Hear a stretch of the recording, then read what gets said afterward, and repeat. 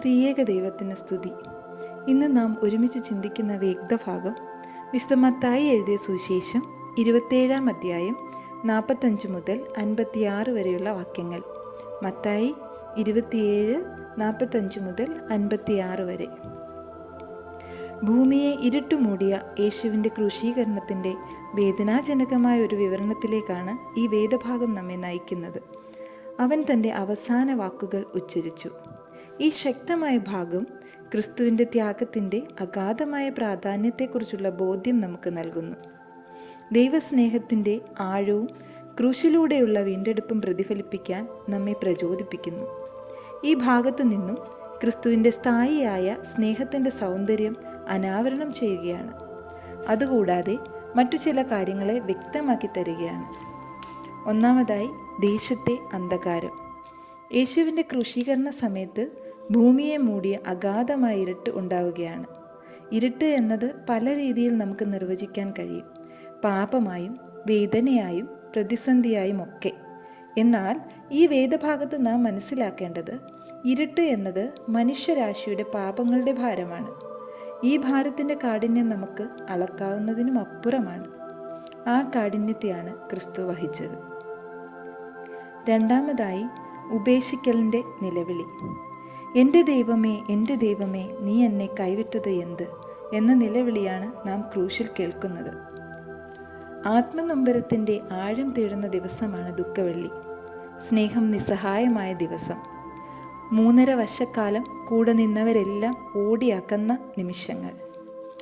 നിലവിളികൾ എപ്പോഴും പ്രതിസന്ധികളുടെ പ്രതീകമാണ്.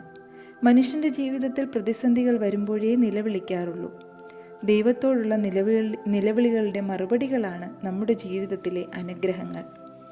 എന്നാൽ ഈ ഭാഗത്തെ നിലവിളി അവന് അനുഗ്രഹങ്ങൾ നൽകുന്നതിനേക്കാൾ ഉപരി ഒരു വലിയ ഉപേക്ഷിക്കലിൻ്റെ, കൈവിടലിൻ്റെ അനുഭവത്തിലേക്ക് നയിക്കുകയാണ്. ചേർത്തു പിടിക്കേണ്ട ഇടത്ത് അകറ്റി നിർത്തുന്ന അനുഭവം. മൂന്നാമതായി, ദൈവാലയ തിരശ്ശീല കീറുന്നു. ദൈവാലയത്തിൻ്റെ തിരശ്ശീല കീറുന്നതിന് അഗാധമായ പ്രാധാന്യമുണ്ട്. തിരശ്ശീല എന്നത് ഒന്നിനെ മറ്റൊന്നിൽ നിന്ന് മറയ്ക്കുന്നതാണ്. പാപം നിമിത്തം ദൈവവും മനുഷ്യനും തമ്മിലുള്ള വേർപിരിയലിനെ പ്രതിനിധീകരിക്കുകയാണ് തിരശ്ശീല എന്നത്. ഇത് കീറുന്നതിലൂടെ ദൈവത്തിനും മനുഷ്യർക്കും ഇടയിലുള്ള തടസ്സം നീങ്ങുന്നതിനെ പ്രതിനിധീകരിക്കുന്നു. ക്രിസ്തുവിൻ്റെ ത്യാഗത്തിലൂടെ ദൈവത്തിങ്കിലേക്കുള്ള പ്രവേശനം ഇപ്പോൾ എല്ലാവർക്കും തുറന്നിരിക്കുന്ന അനുഭവം. ദൈവവുമായുള്ള നേരിട്ടുള്ളതും വ്യക്തിപരമായുള്ള ബന്ധത്തെയാണ് ഇവിടെ വ്യക്തമാക്കുന്നത്.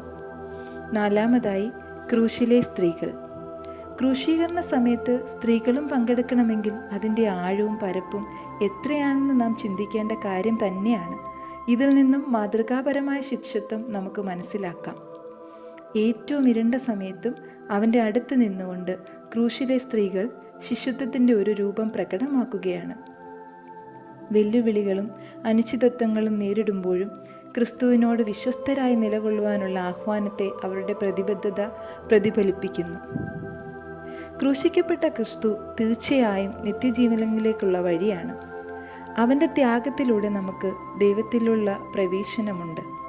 അവനെ നമ്മുടെ കർത്താവും രക്ഷിതാവുമായി ആശ്ലേഷിക്കുന്നതിലൂടെ വീണ്ടെടുപ്പിൻ്റെയും പാപമോചനത്തിൻ്റെയും നിത്യജീവൻ്റെയും പ്രത്യാശയുടെയും വാഗ്ദത്തം നമുക്ക് ലഭിക്കും.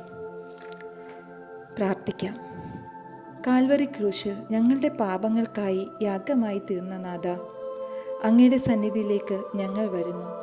സഹന വഴികളിലും പ്രതിസന്ധികളിലും തളർന്നു പോകാതെ ആ ക്രൂശിലേക്ക് നോക്കി യാത്ര ചെയ്യുവാൻ ഞങ്ങളെ സഹായിക്കണമേ.